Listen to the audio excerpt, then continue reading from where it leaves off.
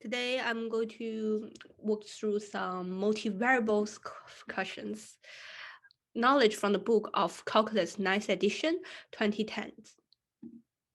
And today we are in the chapter 14. We need to figure out the volume of this flat bottom ball, which was upside down in x1 plane. It will be easier to use a spherical coordinate with triple integral. So when we are looking at these things, we can imagine, spherical coordinate. It can go from here to here, which will, when it turn round, will give us a chord. And then when going down, the 5 actually change. The 5 become a constant because it was a sphere area. So we can separate it into two equations, a sphere and a cone. Okay, so let's solve from the cone first. So normally we will use D5 data. So we can figure out the data first. The data will be the outer limit. It must be a constant. And we can see it's easy because it turned wrong. It's 2 pi.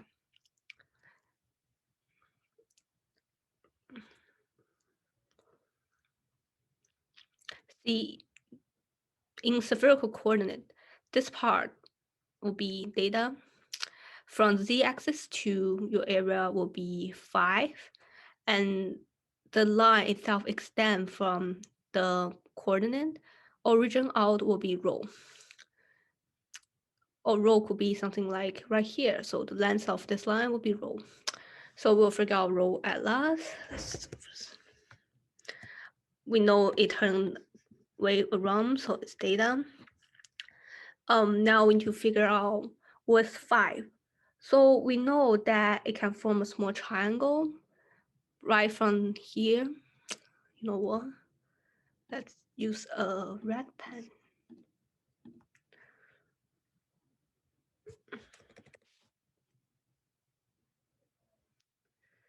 You can form a triangle. You know the radius here was 3. We want to know 5 go from where to where. It go from 0, but it was this line, to unknown. So what will be the unknown? Well, we know this is 3. And we know from this line again to sphere. And inside uniform sphere, this area, which is the radius of the sphere, will always be 5. So here will be 4. So what's 5?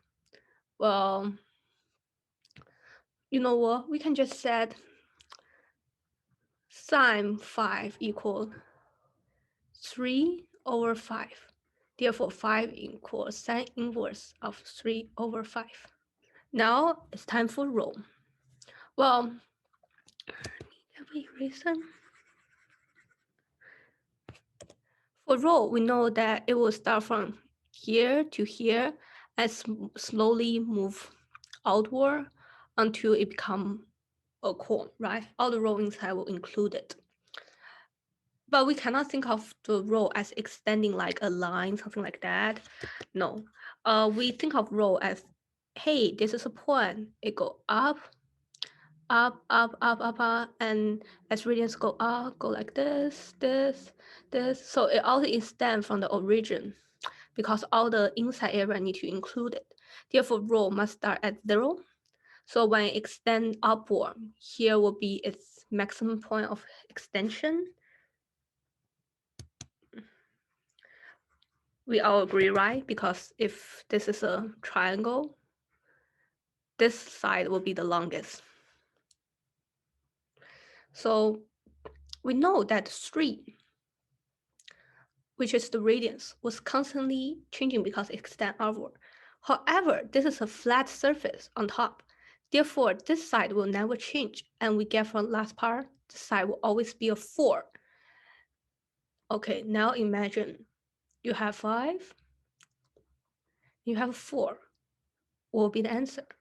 Cosine 5 will be 4 over rho, and 4 over cosine 5, therefore equal rho.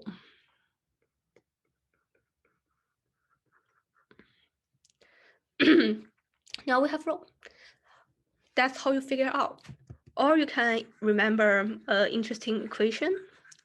So say when you have something like this with the flat surface or say a straight line on top, and then this side was never changing, then your 5 will always be a constant over cosine something cosine. However, on the other hand, if you encounter something like, say, a shape like this, after you're going through the whole top, your 5 was going to a straight surface, vertical straight surface. Your height was constantly changing because it was going down like this. However, this line, your width will never change because it was going straight down on a flat surface. Therefore, rho will be a constant or some kind of value over sine 5 or something sine. Because when you draw the triangle for this kind of things, you know, height was changing, this is a constant, this is rho. So same logic. Okay, that's sidetrack. Let's go back to the problem. So we get the first part of the equation. Now let's look at the second part. Sorry, technology issue. The shortcut method mentioned before is only for equation that center at the origin. You don't have like a z starting at somewhere negative or positive, shift away. So learn how to set the limit, learn the basic skill. The trick is just for shortcut. Understand the skill, then learn the trick. As a good student, we learn how instead of just do it. So don't use the shortcut method. It's just sharing it to you.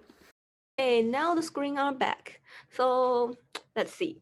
We have the first one set up, which is data bigger equal to 0, small to equal to 2 pi, and we have our 5 bigger equal to 0 towards sine inverse 3 over 5. We have a rho, which is 4 over cosine. So we can get that our first part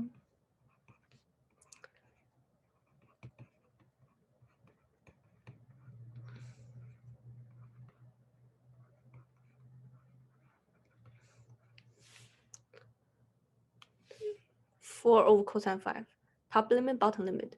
So we'll times dv, and dv in spherical coordinate was just 5 squared sine 5 d5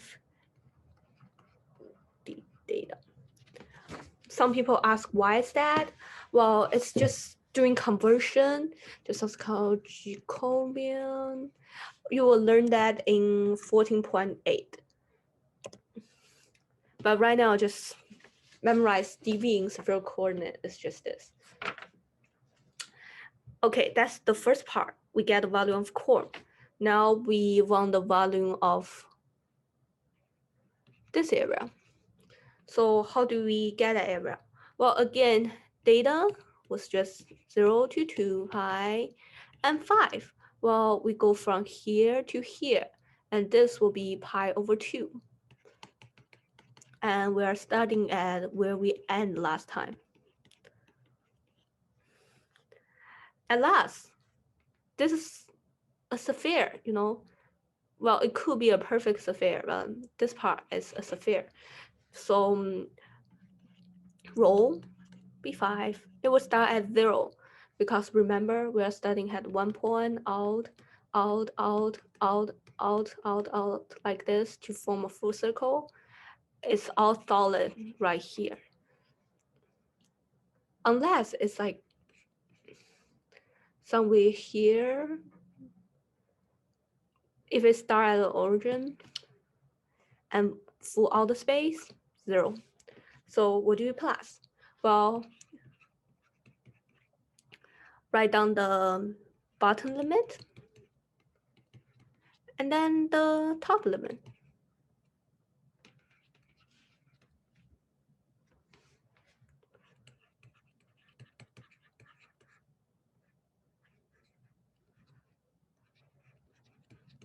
Bingo, we have the answer right here.